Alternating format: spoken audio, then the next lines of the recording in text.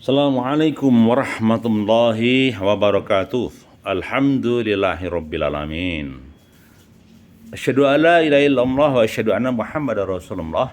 Allahumma shalli ala sayyidina Muhammad wa ala ali sayyidina Muhammad. Amma ba'du. Baik, hari ini saya mencoba akan membuat refleksi diri yang berkaitan dengan refleksi cinta ya. Nah, ada sebuah pertanyaan ini. Kita itu dikejar jodoh atau mengejar jodoh? Nah, ini menarik ini. Dikejar jodoh atau mengejar jodoh? Kalau dikejar jodoh berarti banyak pilihan yang hadir di tempat kita, banyak pilihan orang yang datang di hadapan kita. Nah, kita mempertimbangkan, berpikir, delok bibit bebet karo bobote gitu loh. Itu dikejar jodoh. Artinya orang-orang mengejar kita dengan dalil cinta, dengan dalil sayang. Hati-hati. Orang yang dikejar jodoh biasanya ada ciri khasnya. Mungkin dia punya daya magnetis atau daya pikat rasa, daya pikat cinta. Jadi seseorang ketika dikejar jodoh, dia punya daya pikat yang luar biasa, yang pokoknya jos. Nah, dia punya daya pikat dan dia pesona yang sangat luar biasa. Itu maka dikatakan bahwa dia dikejar jodoh. Nah, loh kenapa ya bisa dikejar jodoh? Iya, karena dia punya nilai lebih. Biasanya orang yang dikejar jodoh punya nilai lebih. Mungkin dia seorang PNS, mungkin dia seorang yang tajir, mungkin dia seorang yang punya pesona atau paras rupawan. Itu misalnya ganteng. Oh, mungkin punya kepribadian yang baik. Oh, mungkin jadi anaknya bos kaya raya gitu. Maka dikatakan kadang dikejar jodoh. Loh, apakah jodoh identik dengan itu? Ya tidak semuanya sih. Ya, banyak variabel tapi dikejar jodoh. Kemudian yang kedua, mengejar jodoh. Lu kok bisa? Iya. Biasanya untuk mengejar jodoh ini karena seseorang berbatasan dengan waktu, durasi. Misalnya, oh usianya sudah 30, wah kita harus cari jodoh nih, harus nikah nih. Nah, kadang kita bekerja, keras, ekstra keras. Nah, kadang kita gabung di biru jodoh. Kadang kita bilang sama teman, kalau ada temenmu sih kita jomblo nih. Nah, jadi ciri khasnya kadang-kadang ditawarkan, kadang dikomunikasikan, mencari network yang banyak. Jadi ketika fase seseorang sedang ingin mengejar jodoh, maka satu, dia harus memantaskan diri. Dua, harus membuka hati. Karena orang-orang yang mengejar jodoh awalnya mungkin gengsi, awalnya mungkin tertutup, awalnya mungkin temennya sedikit, awalnya mungkin pilih-pilih gitu loh. Jadi ketika kita mindsetnya mengejar jodoh, maka hati kita dibukakan. Kemudian pikiran kita dibukakan.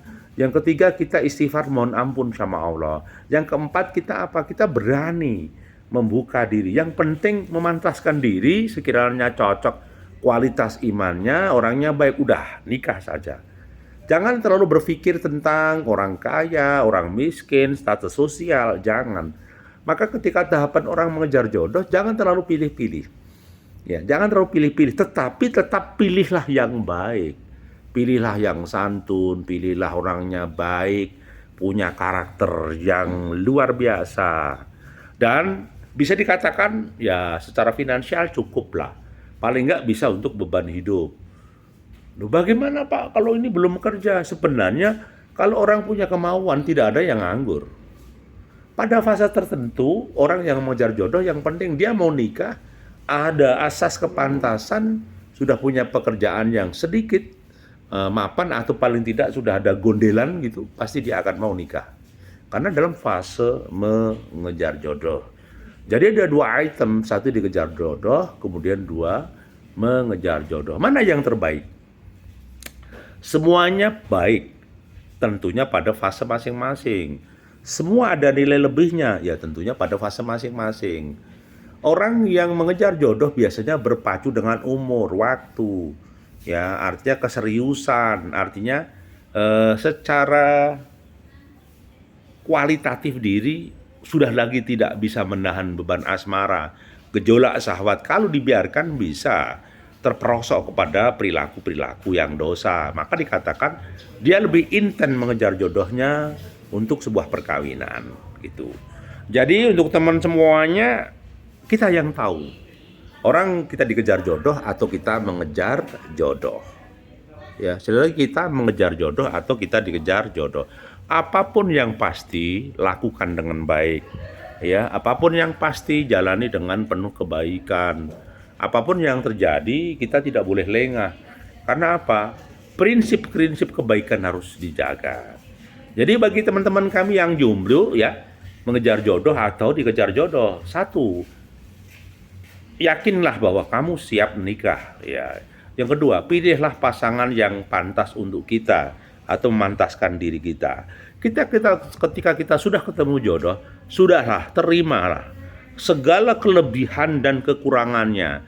Terimalah dengan tidak ada kata menyesal. Karena apa? Ketika kita bisa menerima seseorang apa adanya, bisa dipastikan kita akan bahagia.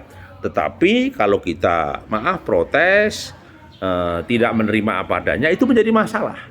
Maka ketika sudah ketemu jodoh, syukuri dan terima apa adanya. Kemudian yang berikutnya, jangan lupa memperbaiki diri kita dan pasangan kita. Saling melengkapi, saling memberikan pelajaran yang terbaik, saling mentarbiah. Kemudian hasilnya dipastikan kita akan bahagia. Ya, terakhir, semuanya berjalan dalam bingkai kebaikan. Maka carilah perkawinan ini, mardotilah ridhonya Allah, agar agama kita yang separuh jadi lengkap. Agar kita dalam sendirian kita sudah merubah status agama kita menjadi sempurna. Dari seorang bujang, jomblo, akhirnya statusnya kita sudah nikah atau sudah kawin. Jadi dengan kata lain, orang yang sudah menikah dilengkapkan agamanya, dibahagiakan kehidupannya. Paling akhir yang saya katakan, hidup hanyalah sebuah proses perjalanan. Jomblo hanyalah sebuah status. Dipastikan ketika merpati ada pasangannya, kita pun pasti dijodohkan dengan orang-orang yang hebat. Hanya saja, kadang ketika kita belum dapat, Tuhan masih menyimpan jodoh kita. Allah sedang menyimpan jodoh kita dalam sebuah misteri yang panjang. Terima kasih, jangan lupa subscribe, like, dan komen. Masih bersama Sukamto, Sastro di Mojo Channel. Terima kasih, bahagiamu, bahagiaku, dan bahagia kita bersama. Assalamualaikum warahmatullahi wabarakatuh.